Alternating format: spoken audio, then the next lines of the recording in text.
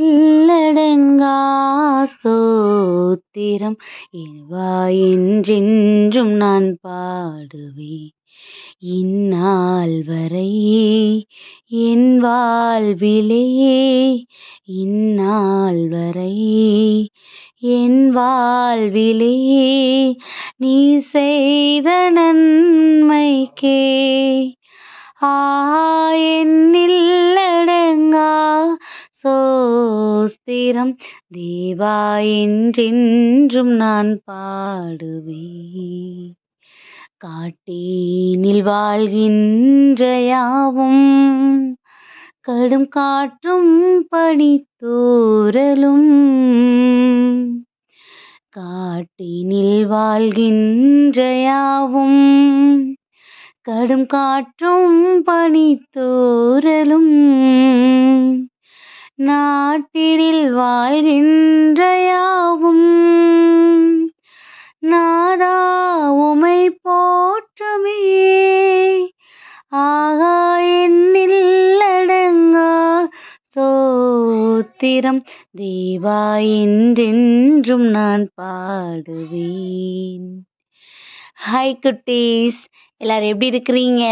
நல்லா இருக்கீங்களா? ஹாப்பியாக இருக்கீங்களா குட்டீஸ்? நம்மளை எப்பயும் கீழே விழுந்து விடாத படிக்கு தூக்கி உயர்த்தி பிடிச்சிட்டு இருக்கிற ஏசப்பா நம்ம கூட எப்பயும் இருக்கும்போது நம்ம எதுக்கும் சோர்ந்து போகக்கூடாது, எதை கண்டும் பயந்துடக்கூடாது குட்டீஸ். ஏன்னா நம்மளை உருவாக்கின தேவன் நம்மளை எந்த இடத்துலையும் விட்டு கொடுத்துடக்கூடாது, எப்பயும் நம்மளை பாதுகாப்பாக வச்சுருக்கணும் அப்படிங்கிறதுக்காக எல்லா சூழ்நிலைகளையும் நம்ம கூடவே இருந்து நம்மளை வழி நடத்துறார் இல்லையா? இந்த நாள்லையும் ரொம்ப ஒரு அருமையான ஒரு உணர்வு பூர்வமான ஒரு பாடல் அப்படிதானே. ஏன்னா நம்ம இந்த உலகத்துல எதெல்லாம் குறித்து பயப்படுறோமோ அது எதையும் குறிச்சுமே நீ பயப்படக்கூடாது.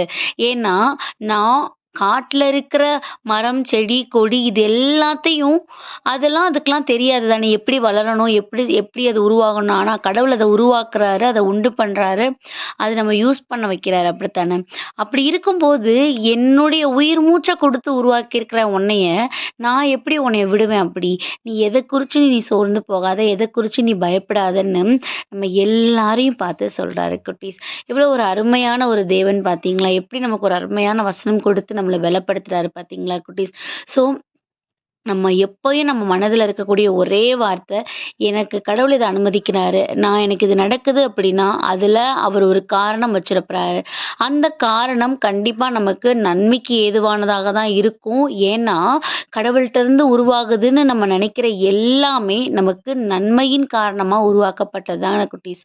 ஸோ அப்படிப்பட்ட எண்ணம் நம்ம இடத்துல எப்போ உருவாகுதோ, எப்போ விதைக்கப்படுதோ, கண்டிப்பாக நம்ம லைஃப்பில் நம்ம வளர வளர நம்மளுடைய விசுவாசமும் நம்பிக்கையும் எப்பயும் வளர்ந்துக்கிட்டே தான் குட்டீஸ் இருக்கும். இன்னைக்கு பார்த்தீங்கன்னா ரோமர் 12:12 நம்பிக்கையிலே சந்தோஷமாய் இருங்கள், உபத்திரவத்திலே பொறுமையாய் இருங்கள், ஜெபத்திலே உறுதியாய் தரித்திருங்கள் அப்படிங்கிற வசனம் குறிச்சிருக்குது. இதில் ஒரே ஒரு விஷயம் ஒன்று என்ன அப்படின்னா, இப்போ நம்ம இதுக்கு முன்னாடி பேசிட்டு இருந்த விஷயம் தான், நமக்கு நடக்கிற ஒவ்வொரு காரியத்தையும் ஏசப்பா பார்த்துட்டு இருக்கிறாரு அப்படிங்கிற நம்பிக்கை நமக்கு வேணும். அப்போ நம்பிக்கை இருந்தால் போதுமான்னு கேட்டிங்கன்னா, அப்படி அந்த ஒரு சூழ்நிலைகளில் நம்ம கஷ்டப்படும் போதும் நம்ம வேதனைப்படும் போதும் அந்த இடங்கள்ல நம்மளுடைய அறிவு சார்ந்து நம்ம நின்றக்கூடாது, இல்லை இந்த உலகப்புறமான காரியங்களா குறித்து நம்ம என்ன பண்ணக்கூடாது, செயல்பற்றக்கூடாது. ஏசப்பா எனக்கு இது எப்படினாலும் நன்மைக்கு ஏதுவா முடிச்சு கொடுப்பாருன்னு நம்ம பொறுமையா அவர் கை செயல்படுறதுக்கு நம்ம என்ன பண்ணணுமா, நம்ம பொறுமையா இருக்கணுமா குட்டீஸ். நம்மளே உள்ள புகுந்து புகுந்து விழுந்து எதையாவது யோசிச்சு அழுது கஷ்டப்பட்டு கண்ணீர் விடுறதுக்கு நம்ம கொஞ்சம் பொறுமையா ஒதுங்கி நிற்போமே, அந்த காரியத்துல அவர் இறங்கி செயல்படணும் அப்படின்னா நமக்குள்ள பொறுமை ரொம்பவே தேவையான குட்டீஸ். அது அப்படி இருக்கணும் அப்படின்னா நம்ம எப்பயும் ஜெபத்துல உறுதியா இருக்கணும்.